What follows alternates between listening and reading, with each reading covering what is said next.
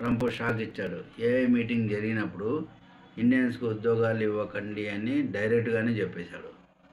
ప్రత్యక్షంగానే AI meetings నడుస్తుంటాయి కదా వాటిలో. So, ఎక్కువ అమెరికన్స్‌ను ప్రిఫరెన్స్ వల్ల ఇండియన్స్‌కి ఇవ్వద్దని చెప్పారు. ఇక ట్రంప్ వచ్చిన తర్వాత నుంచి ఇంకా చూసారుగా అమెరికాలో గందరగోళాలు ఎన్నో జరుగుతున్నాయి. అంటే అతని దేశం కోసం అతను చేస్తున్నాం. అతనికి ఎక్స్పీరియన్స్ కూడా ఉంది. ఇదివరకు కూడా 4 ఇయర్స్ ప్రెసిడెంట్‌గా చేశారు.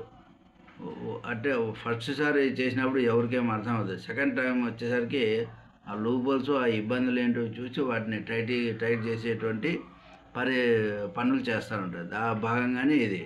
ఇప్పుడు అతను ఏఐ మీటింగ్స్ ఉన్నప్పుడు డైరెక్ట్‌గా ఇండియన్స్‌కి ఉద్యోగాలు ఇవ్వకూడదు. సో, అతని దెబ్బ వల్ల ఇప్పుడు యాక్చువల్‌గా అమెరికాకు మన ఇండియా నుంచి ఎవరు వెళ్ళడం లేదంటే వెళ్తున్నారు. 20-30% ఓన్లీ. అదే అంటే అప్పుడేంటి వీళ్ళందరూ కూడా బాగా డబ్బులు ఉండేవాళ్ళు అనమాట. అక్కడ చదువుకోవడానికి వెళ్ళేది స్టూడెంట్స్. డబ్బులు లేని వాళ్ళనైతే అక్కడ రానిరు. అక్కడ పోవడం కూడా వేస్ట్. ఎందుకంటే వీళ్ళు అటుపోయి పనులు చేస్తా అంటే వాళ్ళు ఒప్పుకోరు. ఈ విధంగా అక్కడ ఉండే వాళ్ళనేమో ఇండియన్స్‌ను ఏదో ఒక కేసు పెట్టేసి పంపించేస్తున్నారు. ఈ విధంగా ట్రంప్ గారు మన ఇండియా పైన, ఇండియన్స్ పైన ఒక కక్ష సాధింపు చర్యలు మొదలుపెట్టాడని అనుకోవచ్చు.